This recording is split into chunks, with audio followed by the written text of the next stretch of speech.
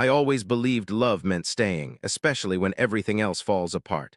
That illusion shattered the night my world collapsed, and she walked away without looking back. It started with a phone call, the kind that freezes your blood. My doctor's voice was calm, professional, but his words hit like a storm.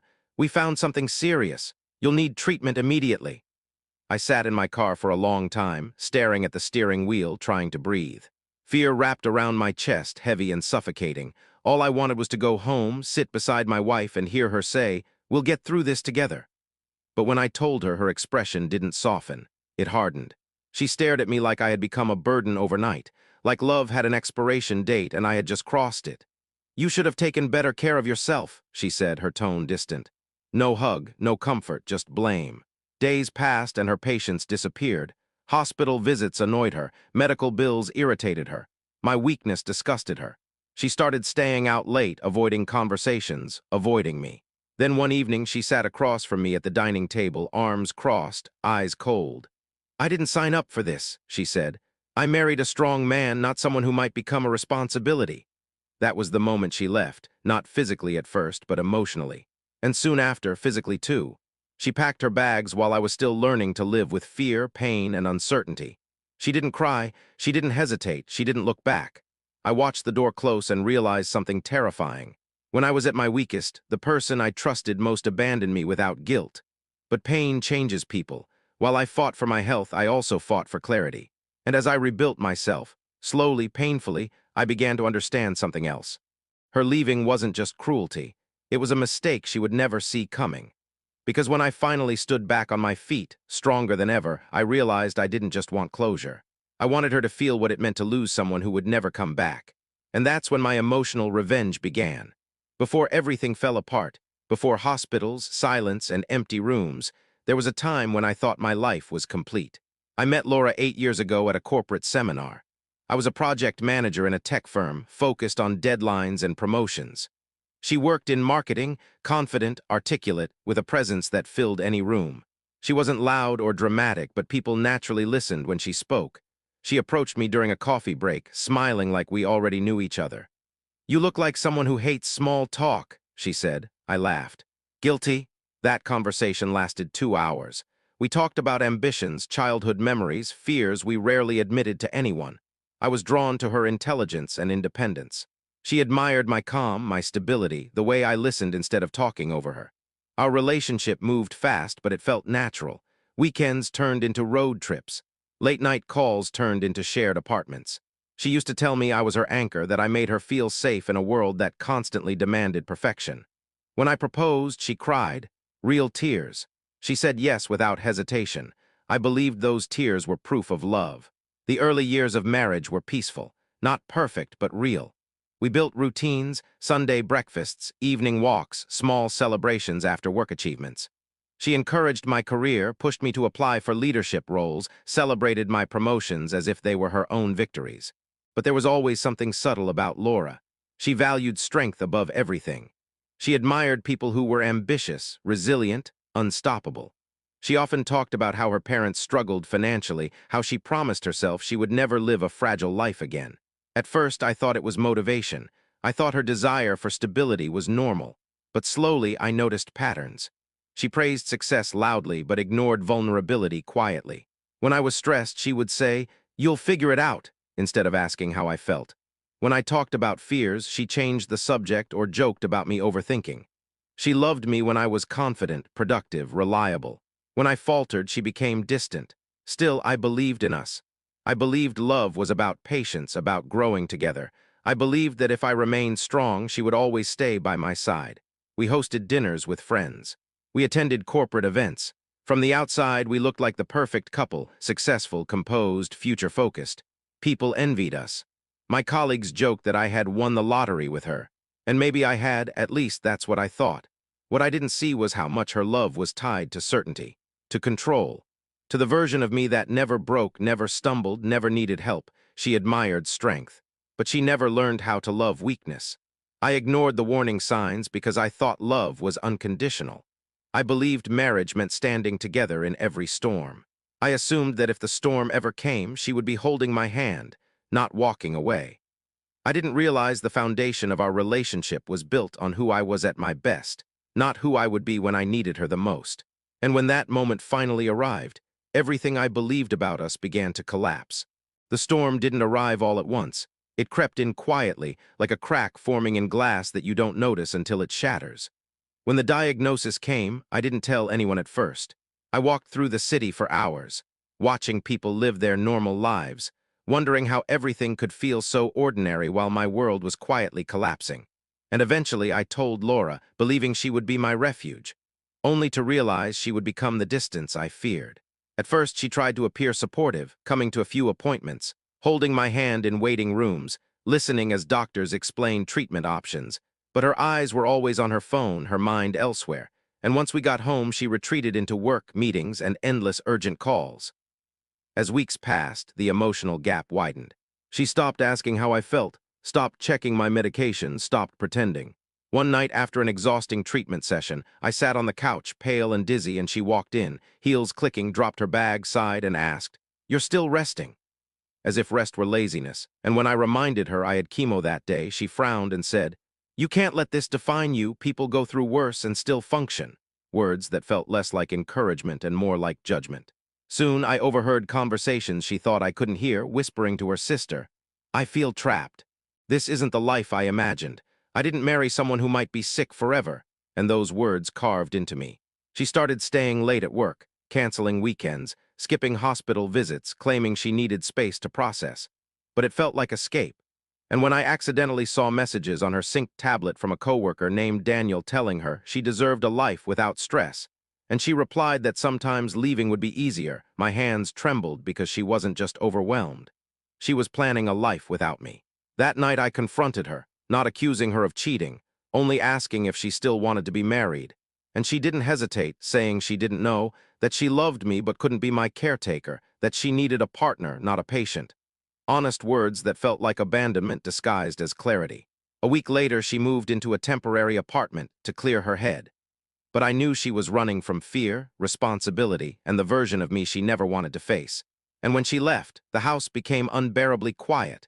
No footsteps, no laughter, no shared routines. Only the hum of the refrigerator and the echo of everything I thought we were. I lay awake many nights staring at the ceiling, wondering how love could disappear the moment it was tested. But in that silence, something else began to grow. Not anger, not hatred, but clarity. Because she had chosen comfort over commitment, certainty over compassion, and as I fought for my health, I realized survival wasn't just physical. It was emotional, personal, transformational. And while she was building a life without me, I was quietly building something else, something she would never expect. People think revenge is loud, angry, explosive, dramatic. But the most powerful revenge is quiet, built slowly in silence while the world assumes you're broken. When Laura left, I didn't beg, didn't chase, didn't try to convince her to stay. I simply let her go, and at first I thought I had nothing left. My health was fragile, my home felt empty, my future uncertain. But in that emptiness I found something unexpected: focus. While she was rebuilding her life away from me, I was rebuilding myself. Every morning I forced myself out of bed, even when my body protested, followed the treatment plan religiously, started walking, then light workouts, then real training, each step reclaiming territory fear had stolen. I changed how I worked too. I had always been good at my job, but now I became relentless, taking high-visibility projects, leading critical teams, pushing for strategic roles that put my name in rooms where decisions were made. And my company noticed, promotions followed, so did bonuses and stock options, but my revenge was never about money or status. It was about perception. Laura had left because she saw me as fragile, a liability, a burden, so I decided to become the opposite of the image she walked away from. I upgraded my lifestyle intentionally. New wardrobe, better grooming, confident posture, calm, controlled demeanor.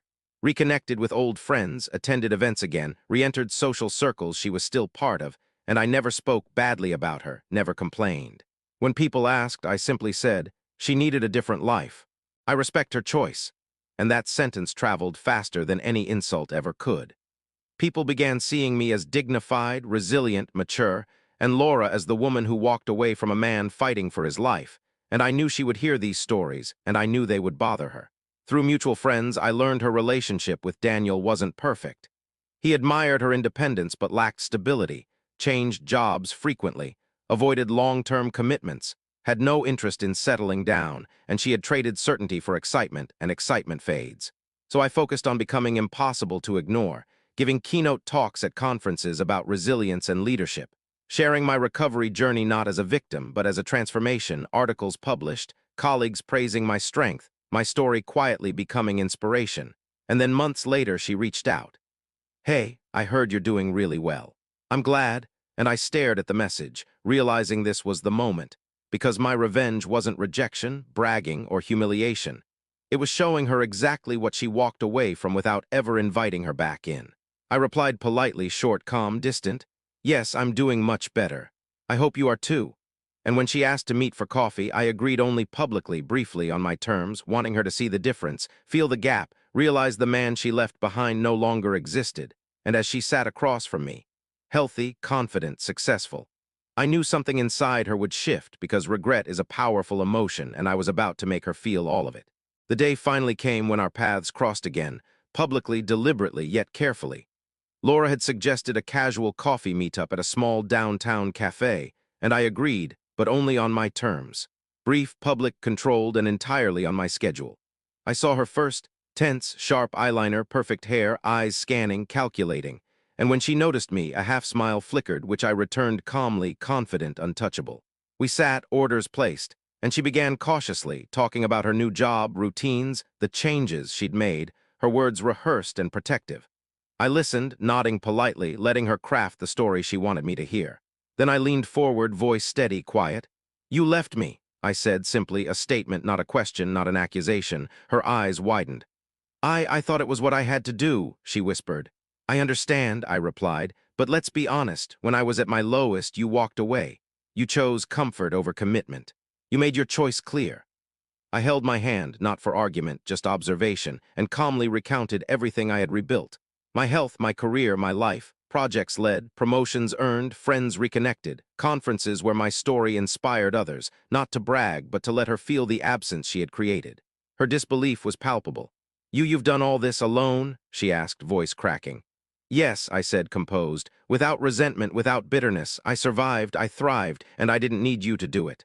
For a moment she glimpsed the full truth, what she had abandoned, but I didn't soften. "I'm not here to punish you," I said. "I'm here to show you what it means to leave someone behind when they needed you most. You wanted a life free of responsibility, free of vulnerability. You got it. And this is the man you'll never hold again." Tears welled in her eyes. She tried to speak, voice breaking, but regret, raw and undeniable, filled the space between us. I smiled softly, not cruelly. "I wish you well," I said, "but my life isn't yours anymore. It hasn't been for a long time." I stood, nodded politely, and walked out, never looking back. She remained frozen, staring at the empty chair, and in that quiet, public moment, she finally understood the full weight of her choice. The revenge wasn't anger. It wasn't humiliation. It was clarity, the emotional truth that the person she underestimated had not only survived, but had flourished. And in that clarity, I found something far more powerful than satisfaction. Peace. Days passed after our cafe meeting, life feeling lighter, freer, as if a weight I hadn't realized I carried had finally lifted. I returned to routines, work, health, friends, but a small curiosity lingered, a need for final closure. Then one evening, a plain envelope appeared on my office desk. No return address. My name in familiar handwriting, and my heart skipped. Memories of fear, anger, and betrayal rushing back, tempered by a strange flicker of anticipation.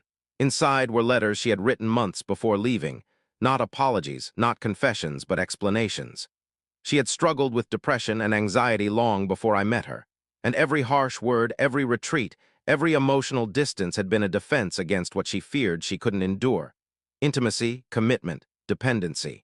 The letters were truths she admitted only to herself. On a small USB drive were voice memos, her voice unguarded, admitting she loved me but had panicked when life became unpredictable. My diagnosis, my weakness, my need for care.